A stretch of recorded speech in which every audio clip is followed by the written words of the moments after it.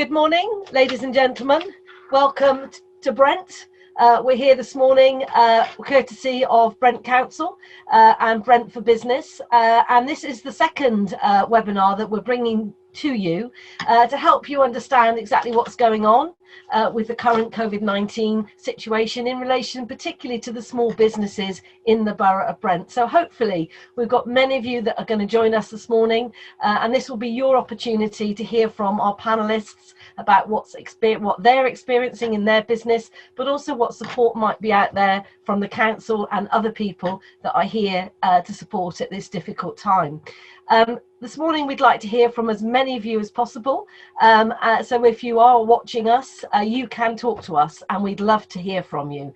You can do that in a number of ways. If you look at your taskbar at the bottom of your screen, you can put a question in the Q&A.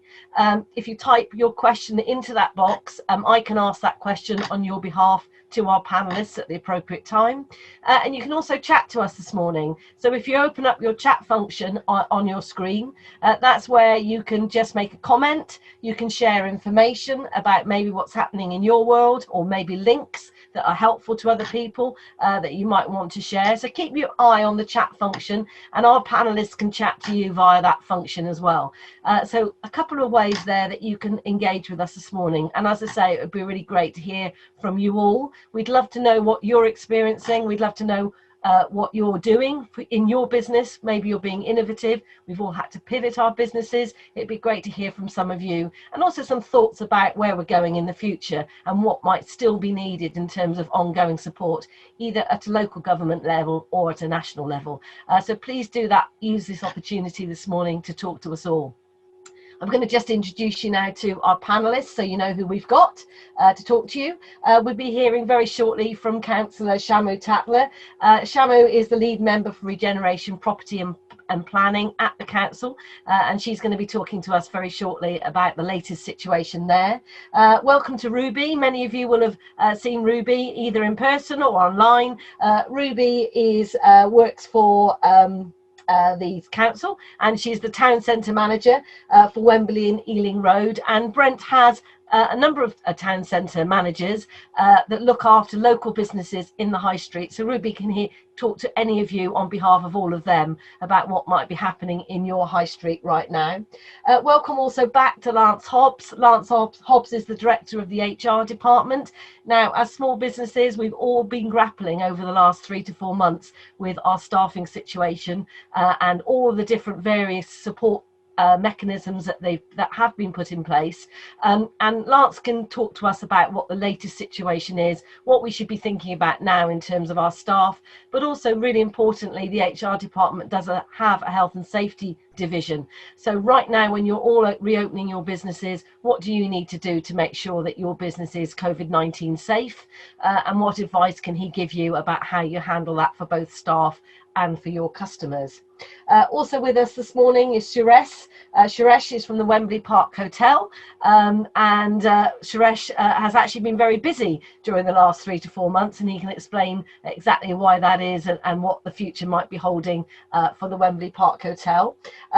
Welcome to Rupesh. Rupesh is from Ghana, which is a Sri Lankan and South Indian restaurant. Now, we all know how the hospitality industry has been affected. We were all delighted to hear that we were allowed to go out again as of the 4th of July. But Rupesh can talk to us about what that really means and the impact that's still having on his business and I guess the wider hospitality industry. And then finally, a welcome to Rifat. Rifat, we've had you before with us. Rifat is from Newable.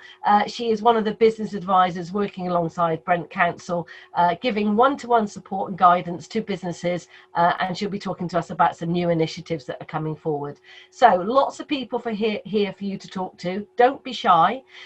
Please talk back at us. As I say, ask us a question, put some comments in the chat, and we can therefore involve you in the conversation this morning. So first of all, I want to invite Councillor Tatler to talk to us. Councillor, what is happening at the moment? What are your priorities in terms of Brent Council and business? Hi, thank you very much and welcome everyone. It's a real pleasure to be here and meeting all our very valuable Brent businesses. So I think I'll start with an overview in just in terms of where Brent is in terms of COVID, the response, where we are in terms of the council, and then kind of some initiatives that we're hoping to kind of bring forward and policy support that we can give you. And then obviously the specific stuff we can leave for questions when we come to that. So I think as many of you know or probably have seen on the news, Brent has probably been hit hardest in terms of COVID. It's been an extraordinary difficult period for our residents in all manners, not least health and the economy. We've had some of the worst numbers in terms of community infections and deaths, and tragically, and particularly in our BAME communities, our Black and Asian minority ethnic groups have particularly had, big numbers and concerns, and that's probably unsurprising considering our population and the density of and how and the population within Brent. What's been really the council response to COVID has been extraordinary. Ruby and her colleagues across the council have actually been magnificent in a response to making sure that residents, businesses, and so on are kept well informed and actually kept safe as much as we can do. So we had a huge number of employees and staff officers being redeployed to our food hub service, and I think many of you may have had links to that as well, and also linking into our community groups, making sure that residents are able to get the support that they need. We were spending at one point £100,000 a week on food support for residents who are shielding. We had over 19,000 residents who are shielding in the borough, which is an extraordinary number. And we're very proud of the fact that we were able to support huge numbers of those through food services. And actually what we've done differently to a lot of other councils, and I think it's a regional thing, is that with our ability to support our care homes. So as a region, as West London region, we collectively bought PPE separately from the government to support our care homes, and we still are. So we're weekly supplying all our care homes weekly with PPE, and innovatively, we also arrange discharge accommodation for patients who are in hospital, and before they go to back to care homes, they were placed in a specific accommodation so they wouldn't actually cross-infect. So our numbers for care homes, thankfully, are lower than some of our counterparts in terms of COVID deaths. So that's the picture in terms of the health element. Obviously, in terms of the economy and businesses, our majority of our businesses in Brent are SMEs. Over 14,000 are SMEs, which obviously places a considerable concern in terms of the future going forward. We are the highest, Brent Central borough, so that's the centre part of the borough, has the highest number of furloughed residents in the country. Just short of 50,000 people, so nearly 50% of the working population in Brent Central are being furloughed. So we are considerably concerned about the potential ending of the furlough scheme in October, which is a real concern for us. And my colleagues in the employment section of the council are looking at ways that we can work regionally and with London councils to support businesses and employers to ensure that a furlough doesn't hit residents in the way that we are worried about. Obviously, with our links to Heathrow and being connected to that, the whole region being connected to that region, we are also concerned about the supply chains to Heathrow, and obviously the downturn in the aviation industry. So and the jobs linked to that. In addition to that, obviously, we're seeing we're a borough known for development and regeneration, and we welcome that business. But we are seeing a slowdown in planning applications, unfortunately, so that may slow down things, but that doesn't stop our ambition to really look at how we drive housing delivery, which is still a really important employer as well as a housing provider. Alongside that, we are looking to support businesses. So going forward, things that we're doing in the short term, obviously people are discouraged from using public transport. So we are looking at ways to support our local high street. We've launched a Shop Local, Shop Safe campaign to encourage people to walk or cycle to their local high street. We have bid for funding from TfL and the Department for Transport to enable us to have pavement widening to support walking and cycling infrastructure to enable that travelling to happen. And also long term, that looks at supporting health inequalities and air quality as well. I should point out that the council currently are looking at a 30 million overspend or 30 million plus thought shortfall in COVID response spend. Now we're still waiting on the government to say what that means for all councils are in that position. So we are in precarious times in terms of council funding, hence why we're bidding for monies for externally to support some of the initiatives that we want to bring forward, particularly around immediate transport measures. So we've got that. We're also, obviously, with government guidance, going to be looking at some of our temporary planning measures and licensing measures to support our high streets and businesses, allowing them to potentially open out onto their forecourts for a temporary time to enable social distancing, but also enable custom to come to your venues. That particularly, I think, support our retail area. I should point a word of caution. Some of our high streets don't lend themselves, being so narrow in the public highway, to enable that to happen. But where it can happen, we are actively working to support that. And we also have various employment programs, and obviously linking up with Renewable and our Brent for Business sort of offer. We're looking to support businesses in support of getting them online if necessary, and working out what particular areas and what particular businesses need. And obviously we've got the Brent for Business newsletter that goes out to 7,000 businesses so far. So if you're not already signed up to that, I'd encourage you to sign up to that, and all the latest information about the grants and so on and support are on there. So I'll leave it there at that point, because I know that I could talk forever, but I want to hear from others. That's fantastic. And I think huge thanks to everybody working in every local authority, but particularly Brent, because I know it's been a particularly challenging time, and many people have had to pivot their roles and quite rightly to take up the challenge of dealing with some of these unprecedented situations. It's not at an end, is it? We're still having to work our way through it, and as you say, there's still lots of challenges going ahead. I just wanted to pick up on that licensing issue, because I guess for many people watching, actually, what is the timeline on that? We have now officially reopened our businesses in theory. How quickly will you be trying to bring this? So as soon as we get certainty from guidance from government about what the licensing looks like, we will be rolling out as much as we can. So we'll be publishing that through the Brent for Business newsletter and advertising that as soon as possible. Obviously, if you want to get in ahead, just contact the licensing team as well currently, or go through Ruby or our town centre managers to get you that support.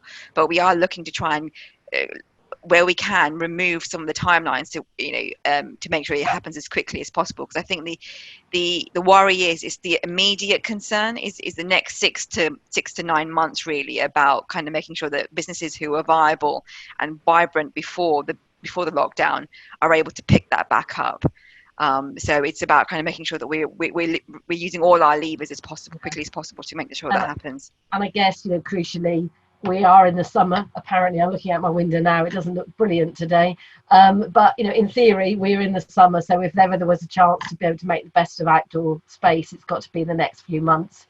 Yeah, completely. And I would encourage businesses to engage with our town centre managers, also our neighbourhood managers, who are able to link into working together. So obviously we need to balance licensing alongside other public realm support that we can manage and give, but also manage some of the behaviours that we need to make sure that we're supporting residents who feel insecure or not confident about stuff. So we need to kind of work together as a collective to make sure that we're supporting the economy, but to make sure that we're maintaining health support as well.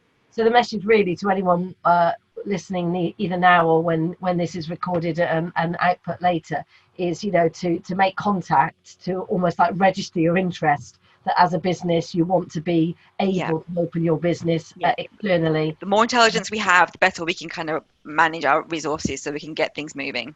Yeah, no, that's great. I'm going to come to Ruby, because Ruby, you're obviously very hands-on, working as a town centre manager.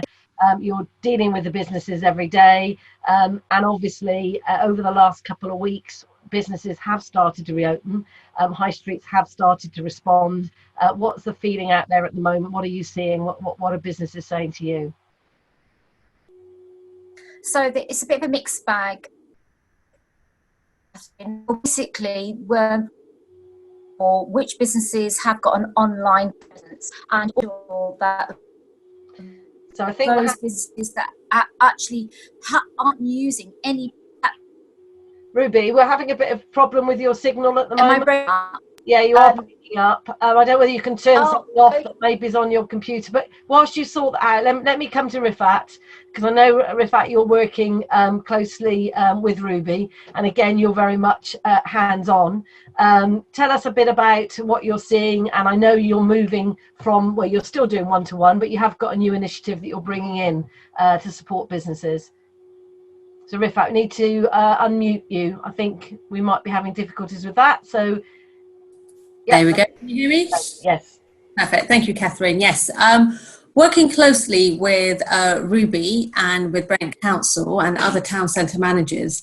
And through Ruby, what we found that a lot of the businesses are actually lacking digital marketing, online platforms, and it's something that's absolutely unknown to them. It's something they've not had to really tap into and use.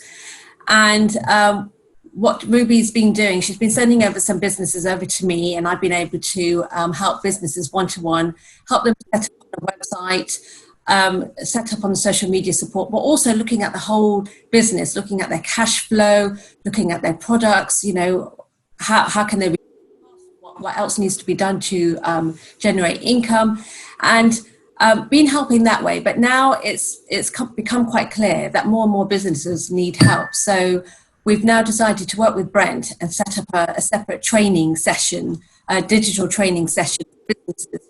So we're planning to release a date sometime in July, and we'd like to focus mainly on females because we've identified that they need a lot of support, those businesses. So it will be a session where we teach them how to set up a domain, how to set up the website, how to use a website as well. There's no point having a website. It's about engaging as well with their customers. And social media is very, very powerful. Facebook, reaching out to other local businesses within the community. So you could have a hairdresser that might want to do some offers and promote that through a local restaurant. So trying to make those sort of connections and encourage traffic and engagement on those social platforms. And so the first session will be, the training session will be about an hour long, and hopefully we can take on about 20 or so businesses. We plan to roll this out each month and have more and more businesses and get them sort of really set up. And it's just another tool that they can use in addition to obviously running their shop, but it's something very powerful, having a website and Facebook page and Instagram and everything else to support their business. I just recently took on a new business, operates in Brent, sells souvenirs in events, and the whole business has died, and he doesn't even have a Facebook page, doesn't have a website, just going through that whole process, but also looking at business planning around that. So if he does get customers, what sort of deals can he make, what sort of prices should he set those products out, the whole sort of looking at the whole supply chain and helping them set up a new structure to the business. So it's not just websites, it's not just social media planning, it's looking at the whole business and trying to bring in more incremental income if we can. Great. I mean, I know there's many examples of businesses that have actually had to completely change their business models. And there's some great success stories. We've heard stories of, yoga businesses and health and even health and beauty businesses that have moved online and are actually managing very successfully to continue to trade. If any of you that are watching want to share your stories with us, if that is something that you've done, it would be really interesting to hear how maybe you've had to pivot your business. I'm going to come over to Suresh because Suresh, you've not had to pivot your business as such, but for you as Wembley Park Hotel, since this whole outbreak happened, things have changed quite dramatically for you. So just give us an update on your situation. Yeah. Hi, everyone. Since the March end, when we realized it's going to be a hard time for next few months, So we start to communicate with the Brent Council, and then early part of first week of April, we start to get tenants, homeless tenants from council, and we fill the hotel, all the rooms within 1 week, and this continuously is going on right now, still now. We hope we're going to keep it the same situations to next 2 months minimum, at least end of August. So we plan to review again midweek or mid month of August. If we back to bring to for public booking, we're scared sometimes the situation how it's going to be, and there's all travelers from overseas is going to be stopped now. We can't expect this summer is going to be busy. Second thing is the stadium and Wembley Stadium and Arena, all the events cancelled. We initially, the March end and April start, we suffered to refund a lot of money to the pre-bookers, and we managed to half of them to postpone and rearrange to for next year and later part of this year. But half of them we refunded, because most of the people, they completely decided to not to come because the events cancelled. Most of the events cancelled without pre-noticed dates. So in the way that we managed to, with the support of Brent Council, they're filling the people now. So now April, May, June, especially May and June, we got 98-99% occupancy. So income is less, but we managed to more than break even. So we are happy to that continue to next 1 month or 2 months. Okay. Thank you. That's good. That's good to hear. I just briefly come back to Councillor Tatler, if I may. I mean, obviously, Brent is very, renowned for some of its tourism and hospitality. Obviously, with the stadium and everything. Clearly, there is uncertainty at the moment about that. Are there any thoughts from Brent Council about, how you might be looking to cope with this? Because it does affect all businesses that would benefit from that footfall, doesn't it? Yeah, no, it is worrying, particularly for the businesses in and around Wembley and Alperton, who actually really hugely benefit from the footfall, and the wider hotel industry, who people come and stay. So we were in discussions about what we can do in terms of support, particularly for event days. Hence why the licensing, we're looking to kind of see how we can support licensing measures. But it's something that I think we're going to need to kind of have conversations about, because Wembley did draw in a lot of events and so on, and whether a lot of it's dependent on government guidance about what we can and can't do, and what we can and can't allow. And we've already had 2 matches at Wembley played in the last 2 weeks that were behind closed doors, but obviously nothing for supporting business there. We've also got 2 theatres in the borough as well. We've got the Troubadour and the Kiln. So it's a matter of having conversations. I think the team and I are going to be sitting down and actually having a conversation about hospitality as a whole, because it's not just Brent, it'll be the region that actually is struggling, because if Wembley doesn't work, then the neighbouring boroughs also they struggle as well with impact of that. So we're looking at what else can be done in terms of event management, and what opportunities we can support our businesses with. So yeah, please watch this space. I can't promise huge amounts at the moment, but it's a difficult sector, and we welcomed the government's money or intervention earlier this week to the arts, which again is an important thing, but it's about what beyond September, what happens. And I think that's a conversation that we need to be having with, not just in Brent, but as a region, as London.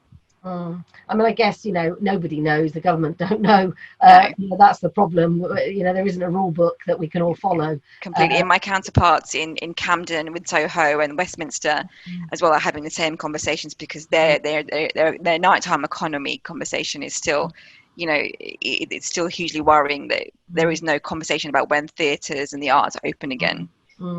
Interestingly, I've got a question that's come in from JA. He's basically a small coach operating business. Obviously, the tour business is shut.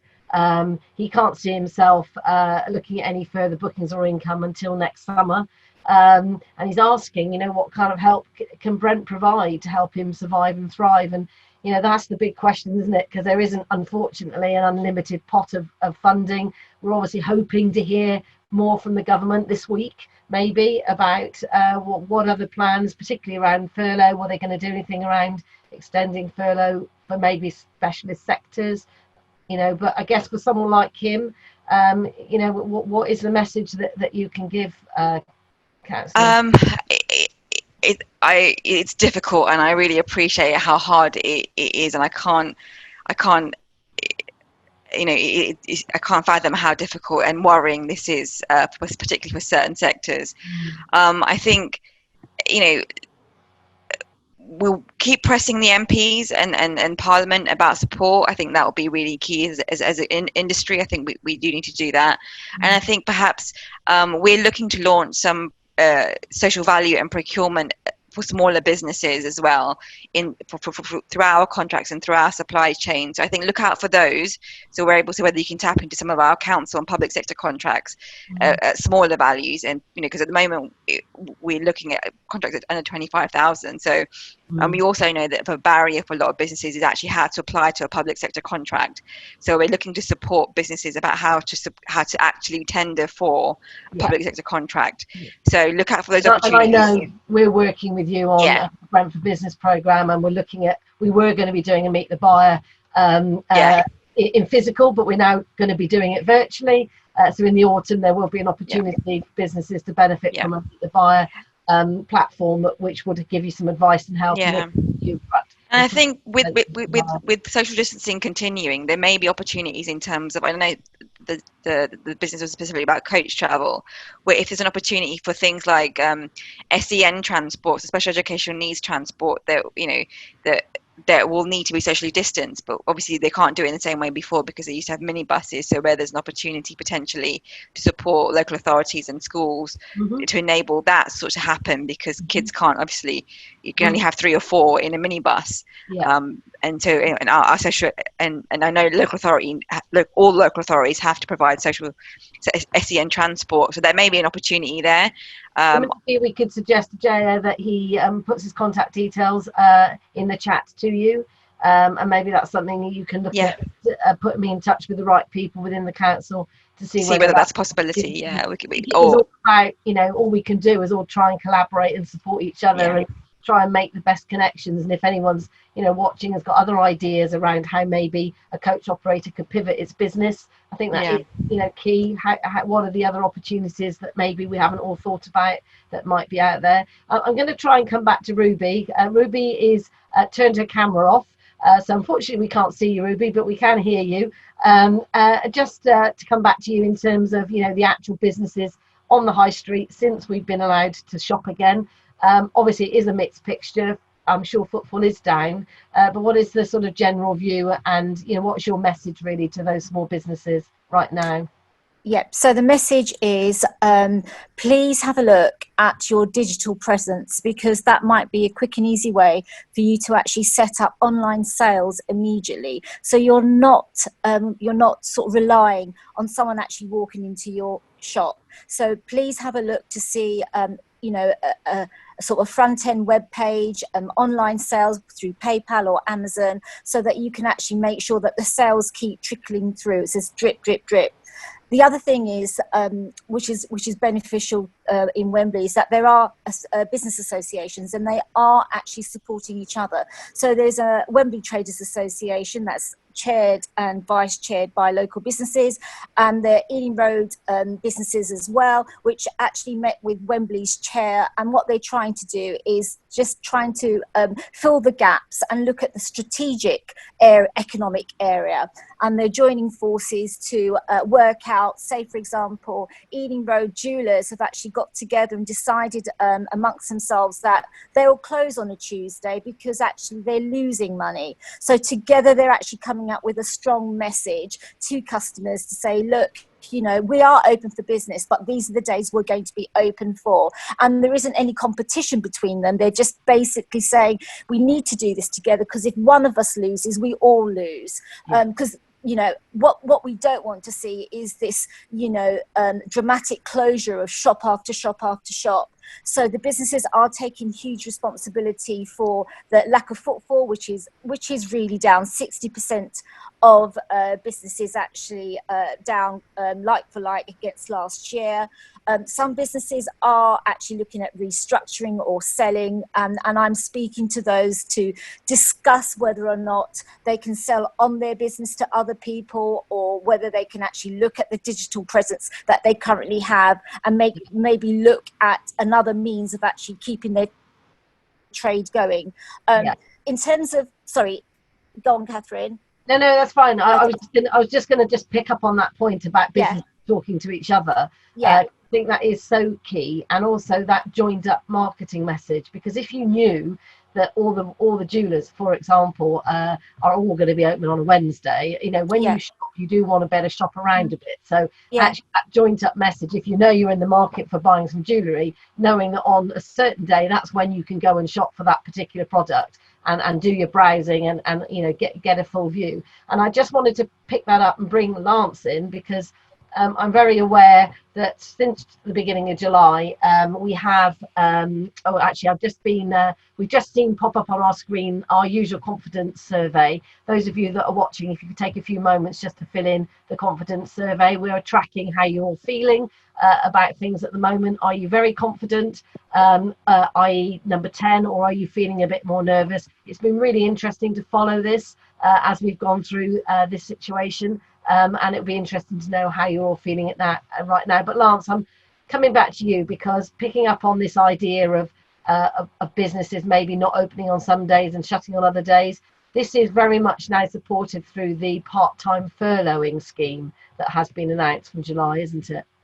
Yes, that's correct. From 1st of July, the government announced changes to the furlough scheme, which introduced the ability to flexibly furlough your staff. So you can bring staff back for any amount of time on any shift pattern and still claim under the scheme for the hours not worked. So that's a really useful addition to the flexible furlough scheme. And is very flexible. So for those businesses that are thinking maybe it's not practical to open every day, you don't have to pay your staff to be there every day, which is a great benefit. Yes, and it's still obviously subject to the limits, the 80% limits, unless you want to top up. And the amount that I can't remember the exact amount, about £2,500. Is still the limit as well. Yeah, so it gives businesses the opportunity to open slowly as well. So and to socially distance their staff, so you can bring people back on different shift patterns if possible. And that helps with opening and gaining the confidence as well. Yeah. Okay. No, that's great. Thanks, Lance. And also, what is the big thing at the moment that businesses need to be thinking about in terms of their staff from an HR perspective? Well, I'm dealing with a lot of different types of businesses, some of whom are doing okay throughout the COVID situation, and there's lots of businesses, as we've heard today already, that are suffering through it. And many businesses are talking to me currently about redundancies, possible redundancies. So it's important, if you're going to start consultations with people, that you do it in the right way, even with your furloughed staff. So you've got to follow the correct and legal process and make it a fair process, and give people the opportunity to say, well, there's another way of doing what you're doing. So you don't necessarily have to make the amount of redundancies or this role rather than that role, etc. So as long as you follow a correct and fair process, give people the opportunity to comment and make counter proposals, then you're following a fair process. There are some people that are saying that they don't think that you can put people on notice under furlough, but the most recent information says that you can do that, but it is a job retention scheme. So if you can keep people on furlough until the end of the furlough scheme, which is currently October, then that might be looked at more favourably. So if you can keep them, but we know there are some businesses that just have no income whatsoever, and are still having to pay out on some salaries, and that will start from September 10%, and then 20% in October, and all the bills that they have to pay. So their financial situation means they've got to cut costs at some point. So it's all about a matter of timing, really. When is the best time to start consultations and potentially make people redundant? And I think the key thing there is, to make sure you are still keeping your staff informed, because it must be a very worrying time for staff who are on furlough, as you get nearer to that October, almost like cliff edge, really. What is going to happen to them? So I guess, as you just said, consulting with them early, letting them know what the likely situation might be, and making sure that you're handling that well in time for any requirement in terms of a consultation. So yes, I was just going to say that it's really important to keep in contact with your people. So if they're not supposed to be working when they're on furlough, but that doesn't mean you can't talk to them. That doesn't mean you can't have a Friday check-in or something like that with your team, by video conference call or some other way, and you can do it individually or as a team. But it's also important that if people are thinking about consultations and redundancy, one of the things that they forget is that there is a statutory amount of notice that needs to be paid to people. So it doesn't matter what's in the contract. If the contract says, say, for example, you must give 4 weeks notice, the employer must give 4 weeks notice, but they've had 8 years service, actually the statutory is 8 weeks notice. 1 week per year of service, up to a maximum of 12 weeks. And people sometimes forget that side of it and think that they only have to give 4 weeks notice. So there's things like that people have to be very careful of. So, and I would say this, wouldn't I, but take expert advice on if you are looking to make redundancies. And I know through the many webinars we've been doing over the last 4 months, the HR department have done a great job of supporting small businesses, and I know you've been giving a lot of free advice, as you are this morning, but I think I think many small businesses have maybe never thought they needed HR advice before, but actually it's worth looking at it now, because if you get it wrong, it could end up costing you a lot of money, which you obviously need to avoid. So Lance, if you haven't done already, pop your contact details in the chat so that people could reach out to you. I've got a question from Kevin. Kevin is talking about the fact that Brent Council obviously have been discouraging the use of cars, but he's a business whose customers aren't local. I don't know what type of business Kevin runs, but he is reliant on people getting to him. And if public transport is being discouraged, are there any thoughts around relaxing the parking rules? How are you balancing this, Councillor? I mean, again, another difficult subject, but it's a valid point, I think, if you're a business. I appreciate that, and I completely understand where businesses are coming from.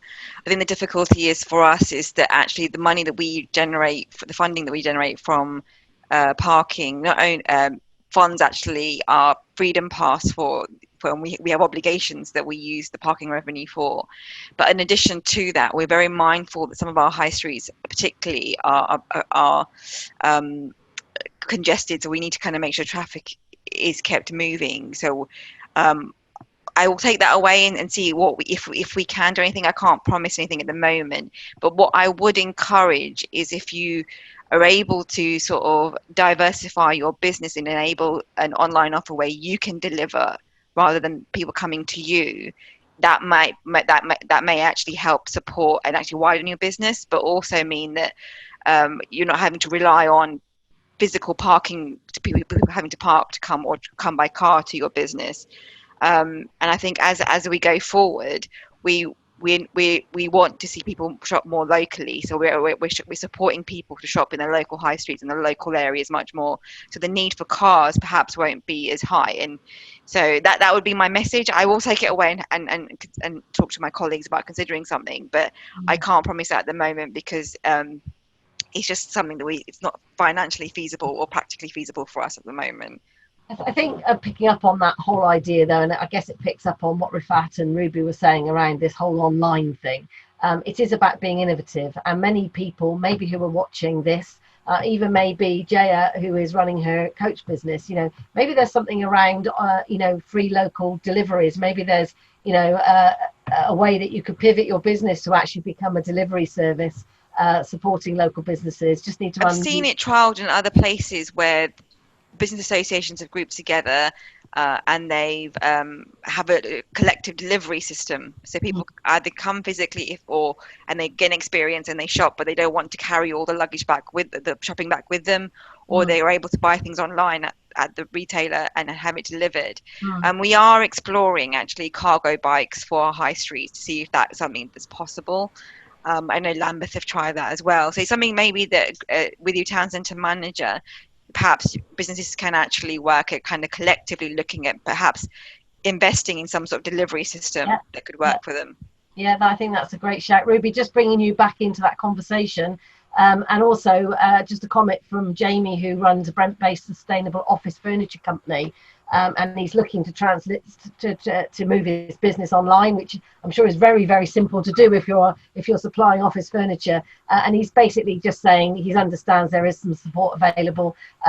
Ruby, just in terms of, firstly, are you seeing? You're seeing a lot of collaboration in your high streets, I know, but is this idea of having some sort of local delivery service that maybe can bring in other businesses that have supporting transport requirements, is this something which maybe you could look at taking forward? Oh, absolutely. The businesses, there is a real commitment from businesses to actually support one another, and shopping local is critical.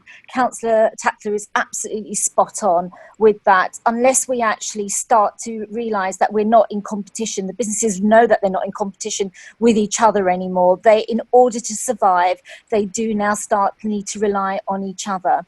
Can I just make a point about the parking? I mean, as well, because when I initially started, I did actually do an audit of Wembley and Ealing Road parking, and we do have over 3,000 spaces to park in just those districts alone. Some of those car parks are being underused, and I did produce a leaflet which went out to all the businesses, which is actually sort of stopped now. But before we actually do start looking at parking, we need to actually evaluate whether or not the parking is being, we're actually at full capacity before we start looking at sort of easing off more. Ruby, I guess the point that Kevin's making is that it's not free, so maybe that's putting people off. Free. So and I get there's a revenue requirement with parking, which is really important as well for a council to be able to continue. So it is a balance, but again, I think it maybe is also around that marketing message. Maybe people don't realise that there is parking available, albeit at a cost. Yeah, and I think there's work that we can do about marketing things in terms of what's available and how to get to a high street. Yeah. I should also point out that some of our another reason sort of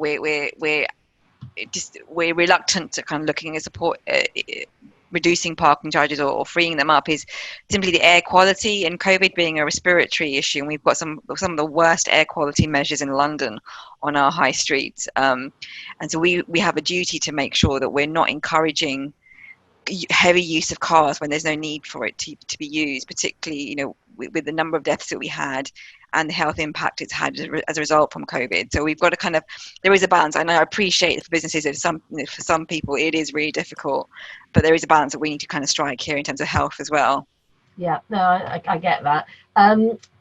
Just bringing Rifat in because you can help. I can't find the question now, but you can help the gentleman wanting to know more about online resources. So Rifat, you can just to remind people, there is going to be this online webinar free available that would help the business, the office furniture business that is looking. So maybe that gentleman could put his details in the chat, and you could contact him directly, Rifat. Yeah, absolutely. And we are putting this together, very simple, very basic, and an interactive session. So the business will actually have your laptop open and start exploring how to set up the website. And most of these sites are free, so it won't be too expensive, just a hosting platform really. And then and showing how you can use it. So for an example, what was just been discussed about, with the car parking and the pollution, having a website is a brilliant idea. So customers may be able to set up a shopping page. So they shop on the website, and they actually just come to the shop just to quickly pick up. So there might be a situation where, the shops can run out. And I know that food delivery services have been doing this, where they'll come out to the car and hand over the package. So it's something that cars can do as well. The customers in their car to stay in the car, and the businesses come out, and then they drop off the deliveries directly to them. So there's all sorts of things that we can help brainstorm. And it will be what we will do after the session. We then move on to a bespoke one-to-one advice given to the businesses to make sure that it is tailored to their business needs. So whether it be if they need a shopping platform, if they need more support on the social media, if they need to look at cash flow, if they need to look at diversifying their business, all sorts of ideas. So it will follow on from to a bespoke service. But the date and the times will be released. But if you can drop me an email, and I have put that in the chat, as soon as we know. And I'd just like to point out there's a couple of people in the chat who are asking for very specific help. So Marva is asking what can be done to help small businesses move forward. She's getting threatening messages from her landlord demanding rent in full. Can we not get a cap for the duration of the time that she was in lockdown? I mean, that there isn't a general rule about this. It is about engaging with your landlord and trying to get your landlord to be sympathetic and kind, give you a rate holiday. It might be, councillor, yeah? Yeah, I was going to say the FSB have been doing some advocacy work for small businesses who have issues with landlords. So it may be worth having a conversation with the Federation of Small Business. But if there's issues with anything to do with business rates and you've got concerns or you're struggling around business rates, email me directly. I put my email in the chat, and we can have a conversation. As we take it case by case. So we need to look at obviously your particular situation, and then maybe we can offer a deferred payment plan or something along those lines, or we can actually support business. So just email me directly your specific situation, and we can talk to the team directly at the council about business rates. That's really helpful. And Margaret is asking about how she might go about, or someone might go about getting a license if they want to distribute food from home. Or they want to be a food business. Is that again through you, councillor? Yeah, you just email me and I'll get the officers to kind of contact them. Yeah, okay, that's brilliant, really helpful, thank you. So it's great that many people are engaging and talking to us. I'm trying to pick up on some of these questions. There is a question about businesses who are small businesses that are sharing co-working space. Ruby, you're probably seeing a lot of this in your high streets. What is the situation for that? I mean, again, I know and Lance, you may well be able to come in from a health and safety perspective in terms of how this is working. What help is there out there? Ruby, do you want to come in on this one? Ooh. Yes, I've just unmuted. So yes, I think there's a lot of thinking outside the box that we're looking at with premises that have actually remained open, that are actually closed rather. We're looking to open them by speaking to the landlords to find out if they would actually like to use that space for a flexible working and co-working space, because filling up an empty void unit is better than just leaving it closed indefinitely. So there's some conversations that have been had by landlords, behind the scenes, in order to get those active frontages used for not for retail but for just office space and co-working. I should also say, if you're already a small business in a shared space, co-working, I think it's like even like the bazaars that we have across Brent, we are offering 5,000 discretionary grants. So I know there's been some complications with a huge number of businesses in Brent where they're in a shared location and there's only one business rate name or one business rate account or so on, and they've not been therefore eligible for the initial grants. So this discretionary grant that we've got, we're actually tailoring it to those businesses as well, the co-working element. So again, if you email me those details, I can point you in the right direction, because we've got a £5,000 grant for those smaller SMEs in those situations. In addition to opening up, our neighbourhood managers and town centre managers have been supporting and with our public realm officers about how to open safely. So if they need more advice and guidance on how to open safely and so on, just again, contact us and we'll point you in the right direction. So again, Prashana, I know you put in a question around that, around the fact that you're struggling to get any feedback on business on a discretionary grant. You're in a shared space. So yeah, you've heard it there from Councillor Tatler. There is a 5k discretionary fund. You could well be applicable for that, and I'm sure she'll pick that up directly with you through the officers following this morning. And another one just around parking, and I guess this is very hard. It's getting the balance right if you are in the highway department. But this is someone who's previously renting a doctor's surgery. It's now a nursery. Basically, they've parked in the bay and they've been given a parking fine. This is outside their building, and they can't seem to get anyone to talk to them from the highway department. Maybe this is something that Ruby, you could pick up, or certainly somebody can. Unfortunately, I guess there are still laws that apply around where you can and can't park. So you do probably, you know, there's not a simple answer, but we'll pick that up offline and give some feedback on that. And there was something here, bear with me, around, it's great, we've got all these questions coming in. I can't find it now. Right, okay, let me go back to Lance, if I may, just on this health and safety issue. When you are particularly, I guess, well, it doesn't really matter whether you're in a shared workspace or not, wherever, particularly looking at businesses reopening, not retail, there are some guidance notes about what people shouldn't do. But I think also about the concern of bringing staff back. How do you ensure that your staff feel comfortable in coming back to work? Any advice and guidance on that? Yeah, I'll caveat it with I'm not a health and safety expert, so I'll throw that one in first. So we do have a health and safety department, our sister company, that will help with things like this. But just to say, first thing is, if people can work from home, then they should be still working from home. So if people have the opportunity to do that, then please just allow them to still work from home at this point in time if you can. If people do need to come into work, then there are a number of different things you can put in place to safeguard people.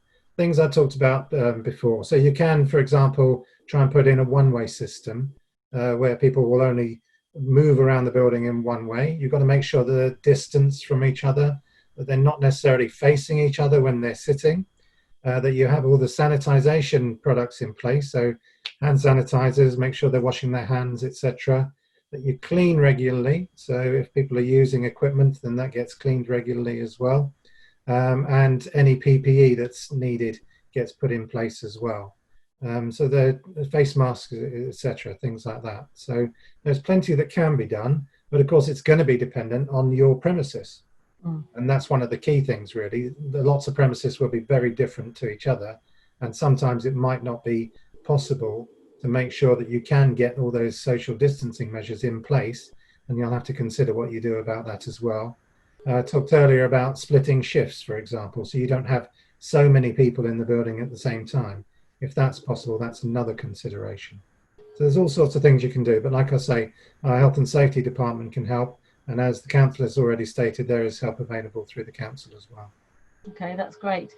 Suresh, just coming back to you more widely around hotels and hospitality industry, what's your feeling about just looking ahead to the next few months? Do you have any feeling that you will be looking at a different way of making your income? Are you hoping at some point soon to be able to reopen your doors? And presumably there's a number of measures that you need to put in place. I mean, there are some hotels that have opened, mainly the budget hotels. What's the feeling generally? What's the mood from the sector? Yeah, that's only we expect that local corporate bookings, that's building works and local works, that people, they move from the out of the cities. Other than that's both events, visitors, and then foreign visitor travelers going to be stopped completely for next few months. So if you open for all public, it will take a risk for next few weeks until get busy this industry. So that's why we decided better to keep with the homeless people continuously for next 2 months. Then see we can justify how it's going to be grow the market in the travel market. So Okay. it's better safe we can keep it like this. Okay, that's great. I just want to come back to Rifat for some final, just a final sort of thought from you. Clearly, you're there, you can help. There's lots of people that have put questions in the chat, and we will go back to all of them. But I guess between you and Ruby in particular, and I think you've both shared your details, that you are there, you are a resource. it isn't straightforward for anybody. There's lots of different queries, but you are still available to do those one-to-ones. Yeah. Absolutely. I mean, at Newable, they have put together this program. It's called the Small Business Resilience Team, and we're fully funded by JP Morgan Foundation. So we've been financed, and they want us to help the small businesses in and around London. So I would urge businesses that do need help to please reach out, contact me, and we can offer up to 12 hours of support, approximately 12 hours to each business, and it's tailored to their requirements. Maybe they need online support. Maybe they don't. Maybe they need someone to look at their cash flow to help diversify their business. Maybe they actually, they want to do something completely different. And we've had quite a few of these sort of inquiries, and it's helping them transition into something new. So please reach out. We are offering this help until the end of this year. It may be extended. We don't know yet. But definitely until the end of the year. And these online training courses, I think, will be very, very useful. And following on from that, help you maximize on social media. I mean, if shops are quiet, footfall has been reduced. Most of the time, you could just have your phone. You could do a post on your business page. You're reaching out to your customers. You're still working. You're engaging with them. You might be telling them about your special offers that you've got going on, some promotions, some discounts, just anything about your opening hours. Even letting them know, hey, we've got a website page. So there's all sorts that they can be doing, even in their shop, but they need to be set up properly. Even with a nice looking logo, and we can help with all of those things. Nice images. These days, people just don't have time to read lots and lots of information. To be led by pictures and short videos. So that's great. Sorry to stop you, but I'm really conscious of time. I think the message is really clear, and hopefully those of you that are watching have got that message, which is there is support out there. Unfortunately, we don't have all the answers. But as a collective, Brent Council is trying to work as closely as they can with all of you, and they're really keen to hear your individual issues, and they will, where possible, support you with that. And here, everyone has shared their details. There's no shortage of people that you can reach out to, and so don't feel you're on your own. Everyone is in this together, and Brent Council is here to support you. So we're really grateful to all of you for watching this morning, and thanks also to our panelists, to Lance from the HR department, to Rifat from Newable, Suresh from Wembley Park Hotel, Ruby from the council, and obviously Councillor Tatler as well. Now we will be back next month, and in the meantime, let's keep this dialogue going so that we can all work together to keep Brent open for business. Thank you all very much. We'll see you next month. Thank you. Thank you.